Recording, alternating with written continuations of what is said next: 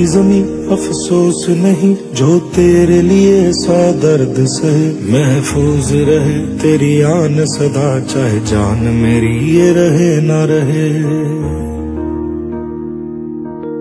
मेरी ज़मीं महबूब मेरी, मेरी नस नस में तेरा इश्क बहे, फीका ना पड़े कभी रंग तेरा जिस्मों से निकल के खून कहे।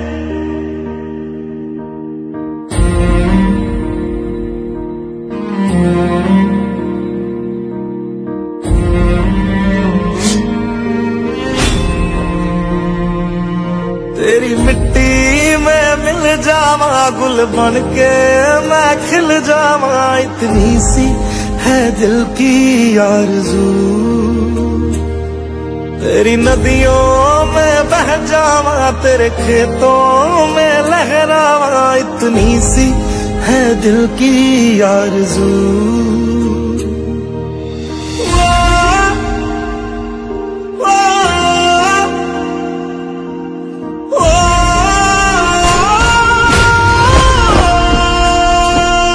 सरसों से भरे खलियान मेरे, जहाँ झूम के भंगड़ा पा न सका, आबाद रहे वो गाँव मेरा जहाँ लौट के वापस जा न सका। ओ वतना में मेरे वतना में तेरा मेरा प्यार निराला था, कुर्बान हुआ तेरी असमत पे मैं कितना नसीबों वाला था।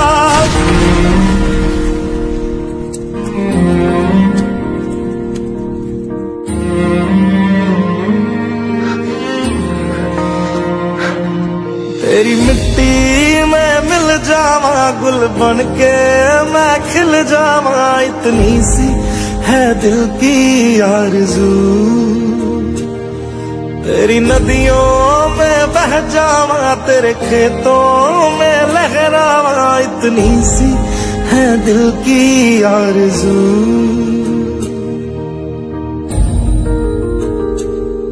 ओ हीर मेरी तू हंसती रहे, तेरी आंख घड़ी भर नम ना हो, मैं मरता था जिस मुखड़े पे कभी उसका उजाला कम ना हो।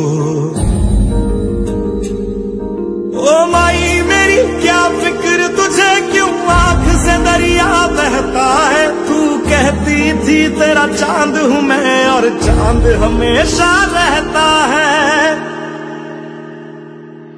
तेरी मिट्टी में मिल जावा गुल बन के मैं खिल जावा, इतनी सी है दिल की आरज़ू।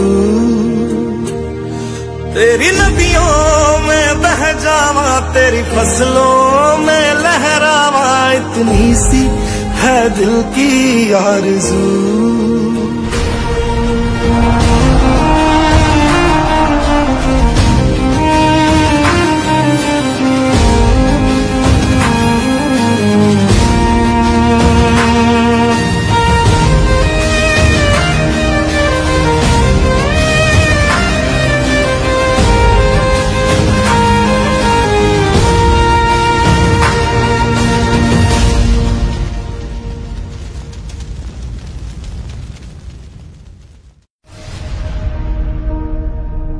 है मेरी ज़मीं अफसोस नहीं जो तेरे लिए सौ दर्द सहे, महफूज रहे तेरी आन सदा चाहे जान मेरी ये रहे ना रहे।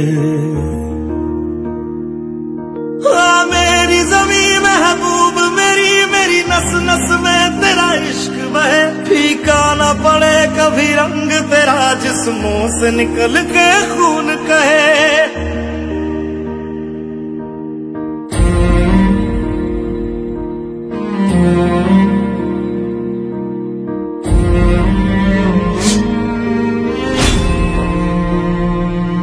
तेरी मिट्टी में मिल जावा गुल बन के मैं खिल जावा, इतनी सी है दिल की आरज़ू। तेरी नदियों में बह जावा तेरे खेतों में लहरावा, इतनी सी है दिल की आरज़ू।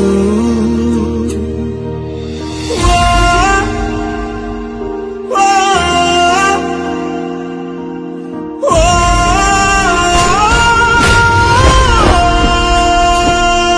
सरसों से भरे खलियान मेरे, जहाँ झूम के भंगड़ा पाना। है मेरी जमीं अफसोस नहीं, जो तेरे लिए 100 दर्द सहे। महफूज रहे तेरी आन सदा, चाहे जान मेरी ये रहे ना रहे। मेरी जमीं महबूब मेरी, मेरी नस नस में तेरा इश्क बहे। फीका न पड़े कभी रंग तेरा, जिस्मों से निकल के खून कहे।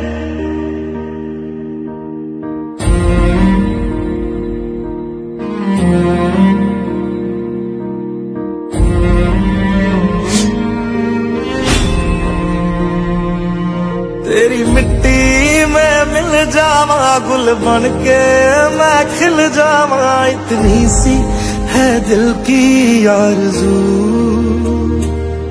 तेरी नदियों में बह जावा, तेरे खेतों में लहरावा। इतनी सी है दिल की आरज़ू।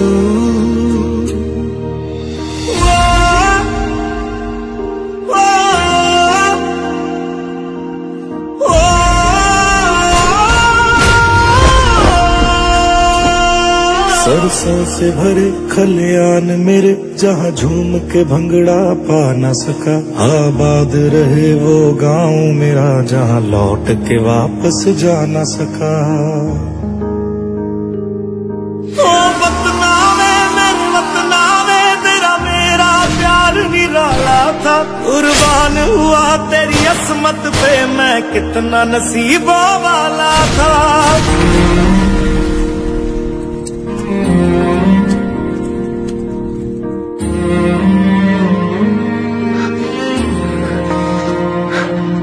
तेरी मिट्टी में मिल जावा, गुल बन के मैं खिल जावा। इतनी सी है दिल की आरज़ू, तेरी नदियों। नमस्कार, मैं डॉक्टर अरुण कुमार।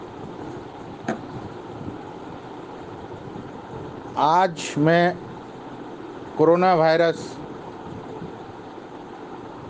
विषय पर हर्ड इम्यूनिटी के बारे में बताने जा रहा हूँ। क्या है ये हर्ड इम्यूनिटी, जिसे कोरोना वायरस के जंग में बताया जा रहा है बड़ा हथियार। चीन से शुरू हुए कोरोना वायरस के संक्रमण का दायरा एशिया, यूरोप से होते हुए अब अफ्रीका तक पहुंच चुका है। इससे होने वाली मौतों का आंकड़ा हर दिन बढ़ रहा है।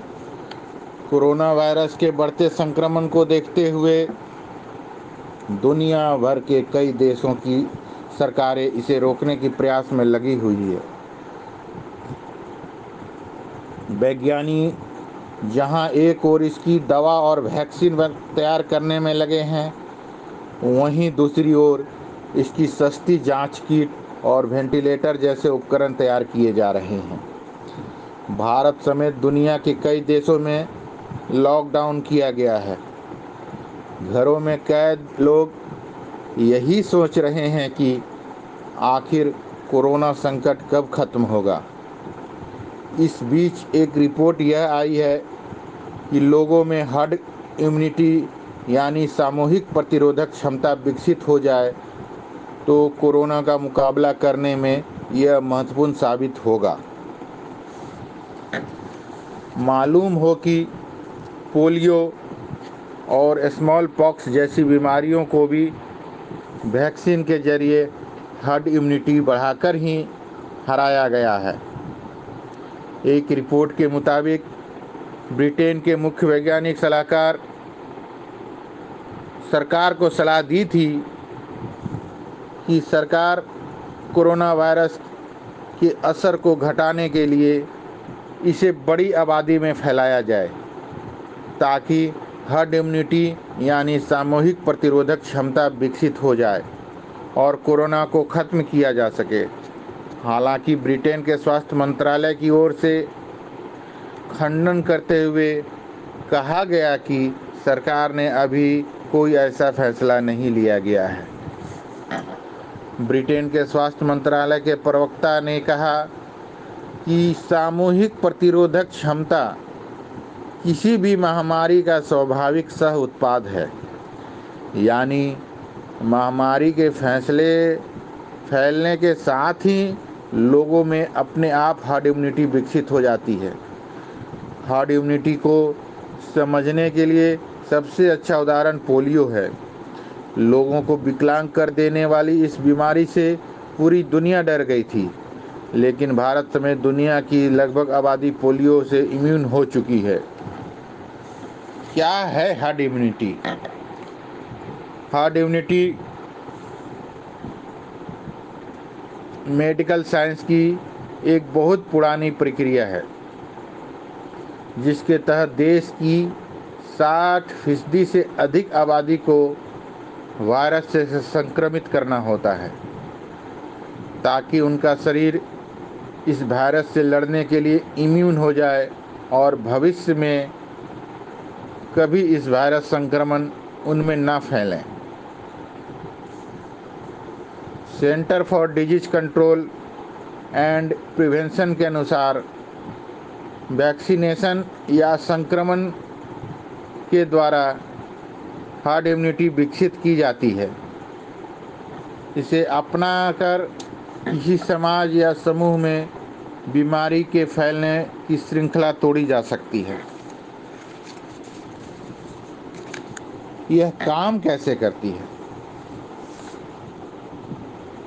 हर्ड इम्यूनिटी विकसित करने के लिए सबसे पहले बीमारी के फैलने के तरीके और उसके लिए ज़रूरी हर्ड इम्यूनिटी लिमिट का पता लगाना होता है। लिमिट जानने के लिए महामारी वैज्ञानिक RO यानी मूल प्रजनन क्षमता स्टैंडर्ड का इस्तेमाल करते हैं। इसे बेसिक रिप्रोडक्टिव नंबर RO कहा जाता है। यह बताता है कि किसी एक संक्रमित व्यक्ति से और कितने लोग संक्रमित हो सकते हैं। इस स्टैंडर्ड के आधार पर ही इसके प्रयोग को आगे बढ़ाया जा सकता है। ICMR की रिपोर्ट के अनुसार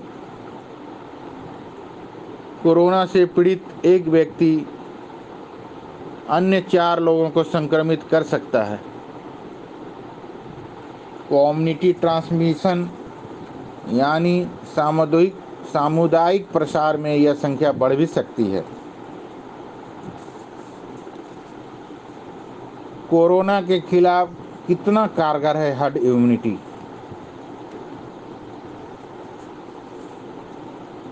कोरोना से संक्रमित होने वाले ज़्यादातर लोग कमज़ोर इम्यून सिस्टम वाले हैं। इसमें बुजुर्ग के साथ हार्ट पेशेंट हैं या BP के मरीज भी शामिल हैं। वैक्सीनेशन यानी टीकाकरण का तरीका अपनाया जाए तो इसमें बहुत लंबा समय लग सकता है। संक्रमण वाला तरीका भी जोखिम भरा हो सकता है। जानकारों के मुताबिक इस प्रोसेस में उन्हीं लोगों को शामिल किया जा सकता है जिनके अंदर इम्यूनिटी का निरंतर विकास हो सकता है। ऐसे में हर्ड इम्यूनिटी को इस्तेमाल करने में बहुत अधिक समय लग सकता है। इस खतरनाक कोरोना वायरस के खिलाफ अगर हर्ड इम्यूनिटी को अपनाने का दबाव वैज्ञानिकों पर आता है तो ये सही काम कर सकेगा, इसका ना तो कोई प्रमाण है और ना ही अनुमान लगाया जा सकता है। ब्रिटिश वायरोलॉजिस्ट का कहना है कि कोरोना वायरस के खिलाफ लोगों को बचाने के लिए टीका उपलब्ध नहीं है। ऐसे में हार्ड इम्यूनिटी एक अच्छी सार्वजनिक स्वास्थ्य रणनीति नहीं हो सकती है। अन्य पब्लिक हेल्थ एक्सपर्ट भी इसके बढ़ते संक्रमण के बीच लोगों से खुद को और दूसरों की सुरक्षा के लिए सोशल डिस्टेंसिंग और साफ सफाई जैसे बचाव के उपाय अपनाने पर जोर दे रहे हैं। धन्यवाद। आपका अपना डॉक्टर अरुण कुमार। अभी सबके दिमाग में एक ही तारीख चल रही है, 3 मई। क्या 3 मई के बाद लॉकडाउन खुल जाएगा? सभी भारतीयों के दिमाग में अभी यही सवाल उठ रहे हैं। कई एक्सपर्ट्स का मानना है कि कोरोना वायरस की असली तस्वीर मई के अंत और जून के शुरुआती हफ्तों में ही दिखाई पड़ सकती है, तब जब कोरोना अपनी पीक पर होगा। और अगर कोरोना वायरस अपनी पीक पर होगा तो भला लॉकडाउन किस तरीके से होगा या कितना लंबा खिंच जाएगा? सोच कर देखिए, ये एक बहुत बड़ा सवाल है।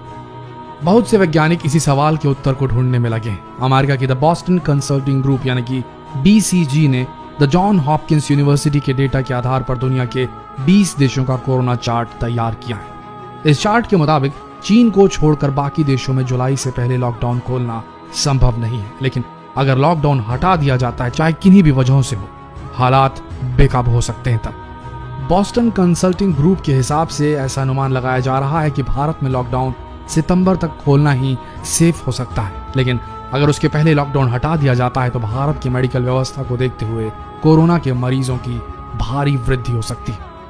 BCG ने ये रिपोर्ट अब तक के हालातों को देखते हुए बनाए और इसी रिपोर्ट के आधार पर कहा जा रहा है कि लॉकडाउन अगर सितंबर से पहले खोला गया तो भारी तबाही हो सकती है भारत पे। BCG की इस रिपोर्ट में हर देश के आंकड़े हैं, कौन से देश में कब कोरोना मरीज पाया जाएगा, कब उस देश में सबसे ज्यादा मरीज संक्रमित होने वाले हैं, और इसी डाटा के आधार पर सारे अनुमान लगाए जा रहे हैं। इस रिपोर्ट के मुताबिक भारत ने समय रहते लॉकडाउन की घोषणा तो कर दी थी, लेकिन बाद में यह भी माना जा रहा है कि जून के तीसरे हफ्ते तक कोरोना भारत के पीक पर होगा। और इस रिपोर्ट के मुताबिक ये माना जा रहा है कि भारत में लॉकडाउन सही मायनों में सितंबर के दूसरे हफ्ते तक ही पूरी तरह खोला जा सकेगा। आपको बता दें कि बॉस्टन यूनिवर्सिटी यानी कि BCG का डेटा हमेशा विश्वसनीय माना जाता है, इसलिए दुनिया भर के वैज्ञानिक इसी डेटा पर विश्वास कर रहे हैं। वहीं वेल्लूर के क्रिश्चियन मेडिकल कॉलेज से retired clinical virologist P. Jacob John के मुताबिक अगर भारत में 3 मई को लॉकडाउन खुला तो कोरोना के मामले बहुत तेजी से बढ़ सकते हैं और बिना तैयारी के इसे संभाल पाना बहुत ही ज्यादा मुश्किल हो जाएगा। 3 मई तक लॉकडाउन आसानी से हटाया जा सकता था अगर वक्त रहते वेंटिलेटर, PPE किट और क्वारंटीन सेंटर बना लिए जाते तो, लेकिन आज के हालातों को देखते हुए अगर लॉकडाउन जल्दी से खोला गया तो मुसीबतें और बढ़ सकती। इंग्लैंड के डॉक्टर नीरज पाटिल के अनुसार इंग्लैंड में भले ही 1.25 लाख से ज्यादा कोरोना मरीज हैं, पर उनका कहना है कि कोरोना अभी भी वहां अपनी पीक पर नहीं पहुंचा है और आर्टिफिशियल इंटेलिजेंस के मुताबिक इंग्लैंड में कोरोना मई के महीने में अपनी पीक पर होगा और भारत अभी इससे बहुत पीछे है। और यही अनुमान लगाया जा रहा है कि भारत में कोरोना के मरीज मई जून में सबसे ज्यादा पाए जाएंगे। भारत की सरकार का खुद यही मानना है कि मई के महीने में कोरोना के मरीज सबसे ज्यादा मिलेंगे और उसके बाद ही कोरोना के मरीजों में कमी आएगी। हालांकि गृह मंत्रालय का इस पर कहना है कि बाकी मुल्कों के मुकाबले भारत में अभी बहुत कम मरीज हैं। सूत्रों के अनुसार भारत में टेस्टिंग की संख्या बढ़ा दी गई है और आने वाले समय में अधिक से अधिक कोरोना मरीज हमें मिल सकते हैं। जाहिर सी बात है कि कोरोना के मामलों को पीक पर पहुंचने से पहले भारत की सरकार इससे निपटने के लिए पहले से ही तैयारी कर रही है और तैयारी करनी भी पड़ेगी। पंजाब के मुख्यमंत्री अमरिंदर सिंह खुद ये कह रहे हैं कि भारत में कोरोना जून मई के महीने में अपनी पीक पर होगा, पर उस समय भारत के 80 से 85% हिस्से संभावित रूप से प्रभावित हो सकते हैं। इतना ही नहीं, भारत के करीब 58% लोग इसकी गिरफ्त में हो सकते हैं, ऐसे भी अनुमान लगाए जा रहे हैं। वहीं गर्मी और कोरोना के कनेक्शन को लेकर भी बहुत सारी बातें सामने आ रही हैं, यानी कि गर्मी आने पर कोरोना का संक्रमण कम हो सकता है, मगर एक्सपर्ट्स का मानना है कि आंख बंद कर लेने से खतरा टलने वाला नहीं, क्योंकि ऐसी उम्मीद कम है। दुनिया के कुछ ऐसे देश हैं जहां कोरोना ने तबाही मचाई है, जहां जनवरी से अप्रैल तक बहुत गर्मी पड़ती है। वेल्लूर के क्रिश्चियन मेडिकल कॉलेज के रिटायर्ड वीडियोलॉजिस्ट जैकब जॉनसन के मुताबिक ऐसी कोई उम्मीद नहीं है, लेकिन अगर ऐसा हुआ भी तो सर्दी आते आते कोरोना वायरस फिर से वापस आ जाएगा, यानी कि कुल मिलाकर गर्मी उतनी ज्यादा इफेक्टिव तो नहीं होगी। दुनिया के कई वैज्ञानिक ये मान रहे हैं कि भारत में कोरोना को पूरी तरीके से खत्म होने में 2020 का पूरा साल गुजर जाएगा। हालांकि इससे पहले उम्मीद की जा रही है कि कोरोना की वैक्सीन इजाद कर ली जाए। जानकारों का कहना है कि देश को वेंटिलेटर से ज्यादा PPE किट की जरूरत है, क्योंकि इसकी कमी के कारण मेडिकल स्टाफ धीरे धीरे संक्रमित होते जा रहे हैं। इससे पहली समस्या ये आएगी कि हमारे मेडिकल स्टाफ ऐसे मरीजों को देखने से पीछे हटने लगेंगे। और दूसरी समस्या यह आएगी कि मरीजों को देखने के लिए डॉक्टर्स की कमी ही नहीं होगी, बल्कि अगर डॉक्टर संक्रमित हो गए या मेडिकल स्टाफ संक्रमित हो गया तो वो जितने पेशेंट्स देखेगा उन सबको भी संक्रमित कर सकता है, और फिर वो बाहर जाकर कम्युनिटी में जाकर, समुदाय में जाकर और भी ज्यादा इन्फेक्शन फैला सकते हैं, और ये बहुत घातक हो जाएगा। इसीलिए वेंटिलेटर से ज्यादा हमारे देश को पर्सनल प्रोटेक्टिव इक्विपमेंट PPEs की जरूरत है, जो डॉक्टर्स, नर्सेज और सारे मेडिकल स्टाफ के लिए बहुत जरूरी है, अन्यथा वो ही संक्रमित हो जाएंगे और कम्युनिटी लेवल तक के पहुंच जाएगा भारत में संक्रमण। वतन मेरे आबाद रहे तू, वतन वतन मेरे आबाद रहे तू, मैं जहाँ रहूँ जहाँ में याद रहे तू, मैं जहाँ रहूँ जहाँ में याद रहे तू, ऐ वतन मेरे वतन, ऐ वतन मेरे वतन।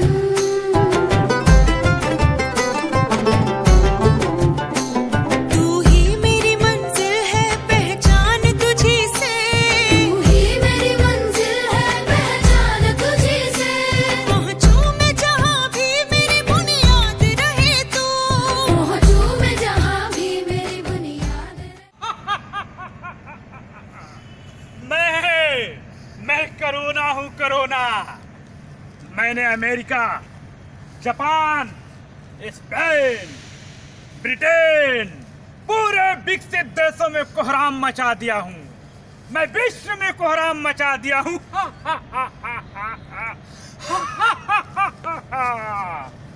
अब मैं भारत में आया हूँ, किंतु यहाँ की सरकार ने तो लॉकडाउन लगा दिया है और लॉकडाउन बढ़ा भी दिया है, परंतु मैं भी देखता हूँ कि कितने लोग यहाँ लॉकडाउन का पालन करते हैं। ये तो शहर गोरखपुर जान पड़ता है, बड़ा ही साफ सुथरा शहर है।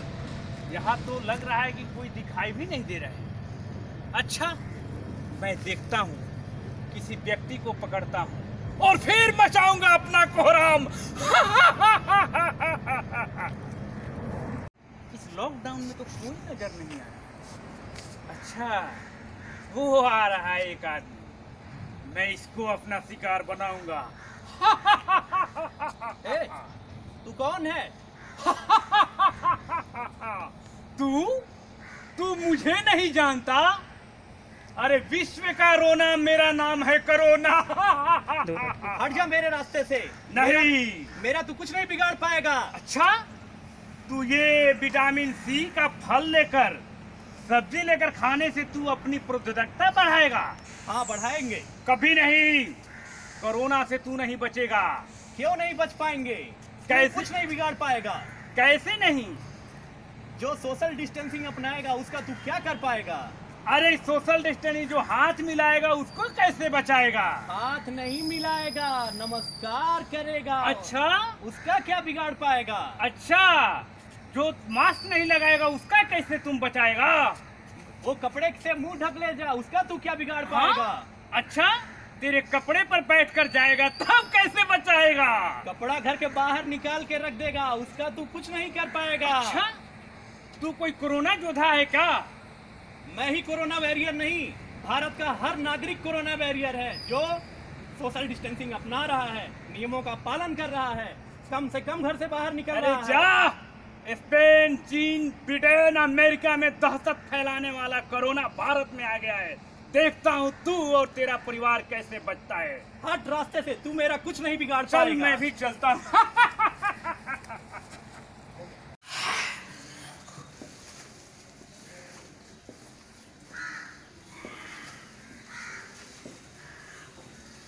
अब मजा आएगा, अब मजा आएगा। इस जूते के साथ अंदर जाऊंगा। अरे बाप, ये तो जूते ही खोल दिया। इस सब्जी के द्वारा जाऊंगा, इस सब्जी में चिपक जाता हूँ। आगे सब्जी पहले करके 1 मिनट पहले हाथ सैनिटाइज कीजिए। भाई ये लीजिए। अरे ये तो हाथ को भी सैनिटाइज कर अभी दिया। सब्जी यहीं रखे रहिए। गर्म पानी और नमक ले आ रहा हूँ, उसमें डाल देंगे। आधे घंटे बाद ही इसको अंदर ले चलेंगे। मैं कैसे जाऊं? अच्छा, इस सब्जी से ये लीजिए गर्म पानी और इसमें नमक मिला हुआ है, इसमें सारी सब्जियां डाल ये दीजिए। क्या कर रहे हो? मैं कैसे अंदर जाऊंगा गर्म पानी से? ये तो हमें यहाँ भी नहीं जाने देंगे। अच्छा देखता हूँ और कोई अभी आधे घंटे तक इतनी दिखी रहेगी। आइए इधर आइए, आइए बैठिए, बहुत थक गए होंगे आप। दरवाजा बंद कर दें।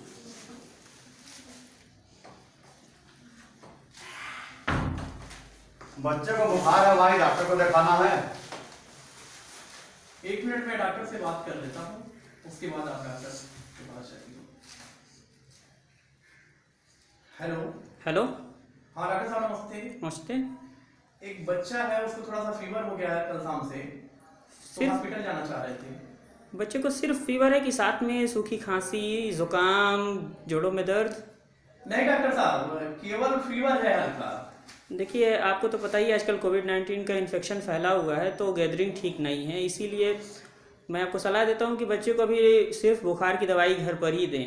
आगे ध्यान दें उसके लक्षणों पर। अगर मान लीजिए कोई और दिक्कत होती है तो हेल्पलाइन नंबर से आप एम्बुलेंस बुलाकर बच्चे को दिखवा सकते हैं। ठीक है सर, थैंक यू। ठीक है। अरे हम तो सोच रहे थे कि भीड़ भड़ाका बढ़ेगा, मजा आएगा, परंतु यहाँ भी लॉकडाउन का पालन करते हैं। एक अच्छा काम करिए, बच्चे को भी दिखाने की जरूरत नहीं है, हॉस्पिटल ले जाने की जरूरत नहीं है। अब और क्रिटिकल होगा तो फिर हम लोग डॉक्टर से बात करेंगे। अरे बाप रे, अभी मैं फ्रेश होता हूँ। मेरे को मार डालेगा ये तो। अच्छा और तरकीब देता हूँ। अब मैं क्या करूँ? यहाँ के तो लोग बहुत ही लॉकडाउन का पालन कर रहे हैं। एक तो सरकार ने पहले ही से लॉकडाउन लगा दिया है और यहाँ के लोग उनसे भी बड़े निकले। यहाँ के लोग तो हाथ भी नहीं मिला रहे हैं। यहाँ के लोग विटामिन सी खाकर प्रतिरोधकता क्षमता बढ़ा रहे हैं। यहाँ तो मैंने कई चक्र अपनाया पर मैंने सफल नहीं हुआ। मैं किसी को शिकार नहीं बनाया। ओह मैं भूखे मर रहा हूँ। कोई नहीं मिला, मैंने यहाँ कुछ नहीं कर पाया। अब लग रहा है जान निकल जाएगी।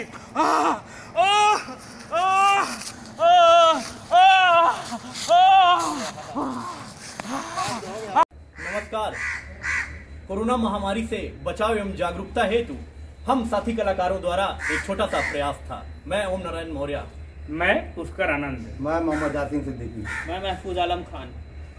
कोविड-19 लॉकडाउन पीरियड में मैं ललिता कुमारी महिलाओं की आप बीती सुनाने जा रही हूँ, जिसका शीर्षक है औरत। तुमने पहली बार किया है, मैंने तो सदा से ही लॉकडाउन जिया है। तुमने पहली बार किया है, मैंने तो सदा से ही लॉकडाउन जिया है। मुझे रत्ती भर फर्क नहीं पड़ता कौन सा होटल बंद कौन सा बाजार खुला है। मुझे रत्ती भर फर्क नहीं पड़ता कौन सा होटल बंद कौन सा बाजार खुला है। मेरे लिए तो लक्ष्मण रेखा खींचते आए हो सदियों से, मेरे लिए तो लक्ष्मण रेखा खींचते आए हो सदियों से। तुमने शायद पहली दफा इसे महसूस किया है, तुमने शायद पहली दफा इसे महसूस किया है। कोई टीवी के सामने में अड़ा है, कोई मोबाइल लेकर पड़ा है। कोई टीवी के सामने अड़ा है, कोई मोबाइल लेकर पड़ा है। थोड़ी थोड़ी देर में हर कोई अपनी जगह बदल रहा है, लेकिन एक शख्स है जिसकी जगह नहीं बदलती है। थोड़ी थोड़ी देर में हर कोई अपनी जगह बदल रहा है, लेकिन एक शख्स है जिसकी जगह नहीं बदलती है। वह रसोई से बार बार आवाज दे रही है, क्या बनाना है, क्या खाओगे, मीठा या तीखा। शायद आज उनकी वजह से ही लॉकडाउन सफल हो रहा है। वो रसोई से बार बार आवाज दे रही है, वो क्या बनाना है, क्या खाओगे, मीठा या तीखा। शायद आज उनकी वजह से ही यह लॉकडाउन सफल हो रहा है। शायद आज उनकी वजह से ही लॉकडाउन सफल हो रहा है। मेरी सभी बंधुओं को मेरा सलाम। जय हिंद।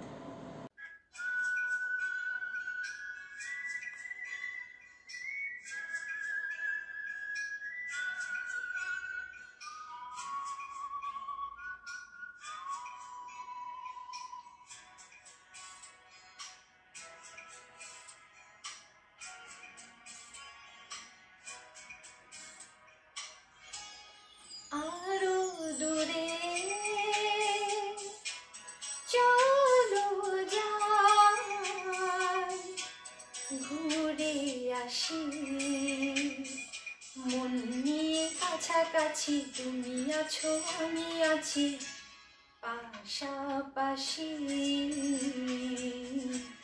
ঘুরে আসি আরো দূরে চলো যাই ঘুরে আসি মন নিয়ে কাছাকাছি তুমি আছো আমি আছি পাশাপাশি ঘুরে আসি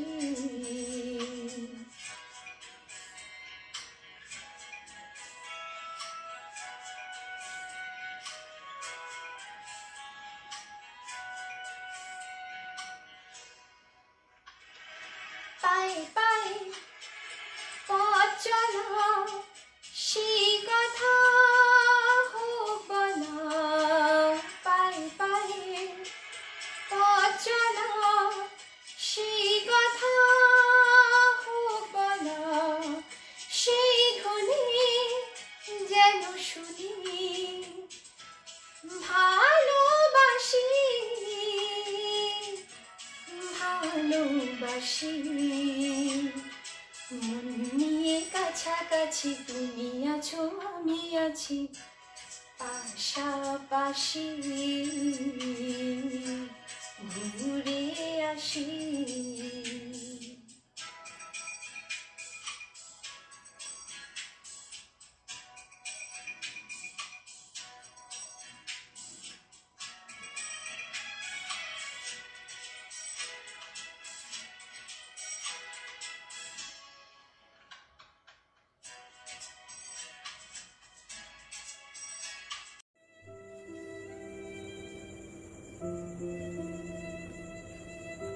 শুধুই একটা সংখ্যা। ইতিহাসের পাতায় আছে 1176-এর কথা, পৃষ্ঠা ভরেছে 1350-এর বর্ণনায়।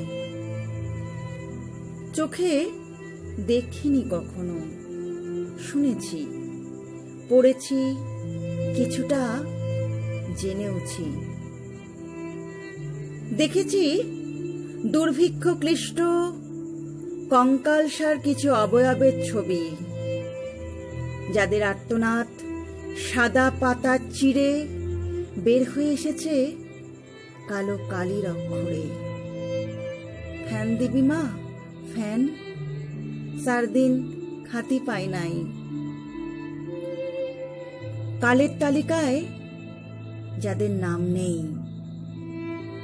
যাদের মুখে অন্ন নেই, পরনে বস্ত্র নেই, মাথায় একটা ছাদ নেই। সমাজের উঁচু তলার মানুষ যাদের ঘৃণা করে, রাস্তা হাটে স্পর্শ এড়িয়ে। নাম না জানা শ্রীহীন কঙ্কালসার মুখগুলো সেদিন উঠে এসেছিল সংবাদের শিরোনামে। যাদের পরিচয় ছিল একটাই, আকাল পীড়িত মানুষ। হয়তো তাদের কারো নাম ছিল অনিমা কিংবা আমিনা, মনোহর কিংবা আকবর। মহামারীর তাড়নায় মুখগুলো ছিল একই। রাজপথে জমেছিল সেদিন লাশ, প্রায় উলঙ্গ কিছু জীবের লাশ। ডাস্টবিন থেকে কাড়াকাড়ি করে খাওয়া কিছু জন্তুর লাশ। গ্রাম থেকে ছুটে আসা কিছু অর্ধ উন্মাদের লাশ। খবর হয়ে বেরিয়েছিল সেদিন। আমি চোখে দেখিনি সেই সময়কে, তবে আমি দেখেছি এই সময়কে, যখন কোনো এক অণুজীবের তাড়নায় উত্তাল হয়ে উঠেছে এই পৃথিবীর মানুষ। দিনে দিনে লম্বা হয়েছে মৃত্যুর মিছিল। 1, 10, 100 ছাড়িয়ে হাজারে হাজারে গুণিতকে বেড়েছে তার সংখ্যা। দেশ জুড়ে লকডাউন। কালোবাজারির দৌলতে ফুলে ফেপে উঠছে কারো রমরমা কারবার। সুরার আড়তে ভিড় জমিয়েছে সমাজের ধনী শ্রেণীর মানুষ। কোথাও ছবিটা আবার ভিন্ন। কাজ হারিয়ে সর্বশান্ত হাজার হাজার শ্রমিক, ভিন রাজ্যে আটকে পড়া মুটে মজুরের দল নেমেছে রাস্তায়। হেঁটে চলেছে মাইলের পর মাইল। রাস্তায় লুটিয়ে পড়েছে দেহ। স্যানিটাইজার ছড়িয়ে শুদ্ধ করা হয়েছে তাদের। হাতে কাজ নেই, মুখে অন্ন নেই, ট্যাকে অর্থ নেই, তেষ্টায় পানি নেই। শুধু আছে এক বুক আশা, ভিটে ফেরার আশা। মৃত্যুর পরেও কাউকে একটু আগুন কিংবা মাটি পেতে করতে হয়েছে সংগ্রাম। সুদিনের অপেক্ষায় আজও প্রতীক্ষায় কোটি কোটি মানুষ। তাদের কথা ইতিহাস লেখে না, নাম কেউ জানে না। লড়াইয়ের কোনো গল্প নেই তাদের। মারা গেলে শুধু সংখ্যা বেরোয়, শুধুই একটা সংখ্যা।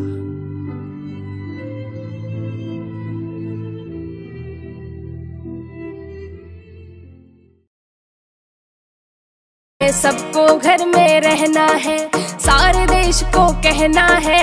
सबको घर में रहना है, भाई हो या बहना है। सबको घर में रहना है, सारे देश को कहना है। सबको घर में रहना है, सारे देश को कहना है। सबको घर में रहना है।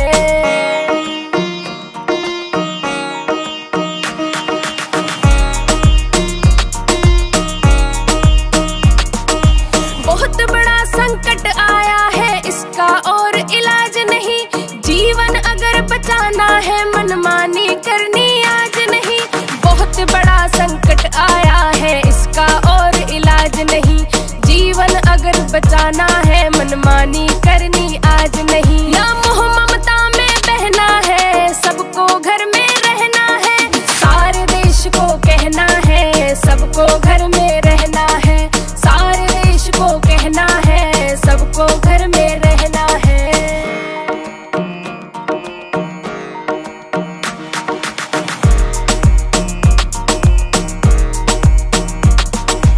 अगर बात ना मानी तो बड़ी तबाही आएगी। एक हमारी गलती से जान सैकड़ों जाएगी। अगर बात ना मानी तो बड़ी तबाही आएगी। एक हमारी गलती से जान सैकड़ों जाएगी। हाथ जोड़कर कहना है, सबको घर में रहना है। सारे देश को कहना है, सबको घर में रहना है। सारे देश को कहना है, सबको घर में रहना है।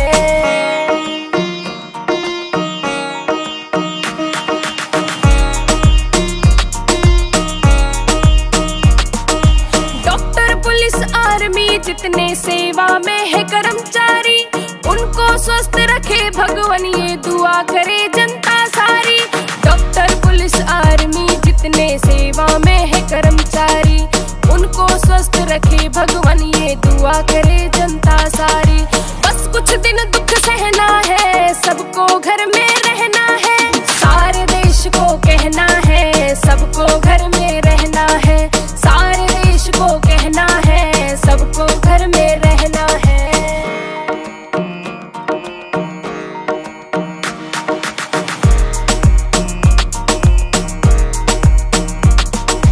कवि सिंह कहे जीतेंगे हम, जनता में है वो शक्ति।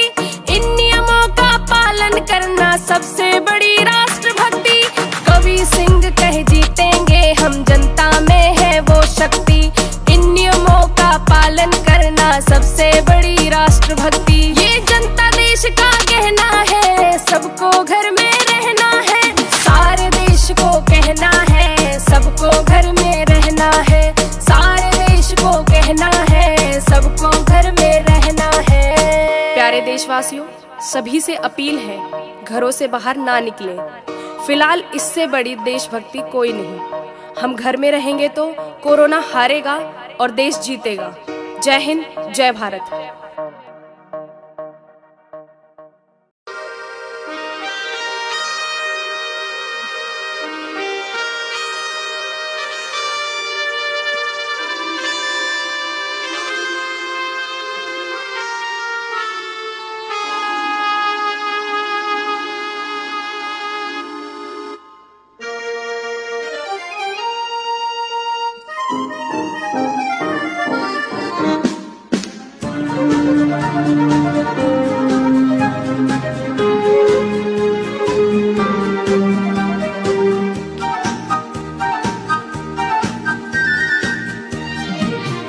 আমি ঘরে বসে থাকি সারাদিন, দেখি মনে মনে স্বপ্ন রঙিন। ঘরে থাকছি, আশা বাঁধছি, কবে ফিরে পাবো সেই ভালো দিন। আমি ঘরে বসে থাকি সারাদিন, দেখি মনে মনে স্বপ্ন রঙিন। ঘরে থাকছি, আশা বাঁধছি, তবে ফিরে পাবো সেই ভালো দিন।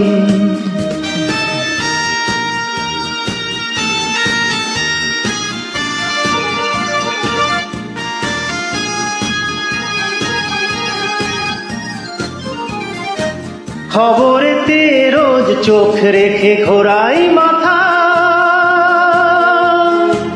দেশের সংকট ভেবে পাই মনেতে ব্যথা। খবরেতে রোজ চোখ রেখে ঘোরাই মাথা, দেশের সংকট ভেবে পাই মনেতে ব্যথা। তবুও মনে আশা পাই, আসবেই আসবে শুভ দিন। আমি ঘরে বসে থাকি সারাদিন, দেখি মনে মনে স্বপ্ন রঙিন।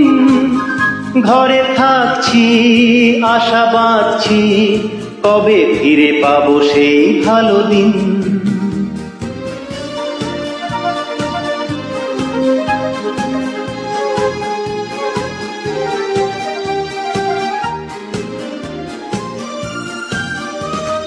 এ বিপদ নয় চিরকাল, আবার সুদিন আসবে। একসাথে সবাই মিলে সবাইকে ভালোবাসবে। ফিরবে আবার গরিবের মুখের হাসি, একসাথে সব চলবো পাশাপাশি। আপনজনের সাথে আবার দেখা হবে একদিন। আমি ঘরে বসে থাকি সারাদিন, দেখি মনে মনে স্বপ্ন রঙিন।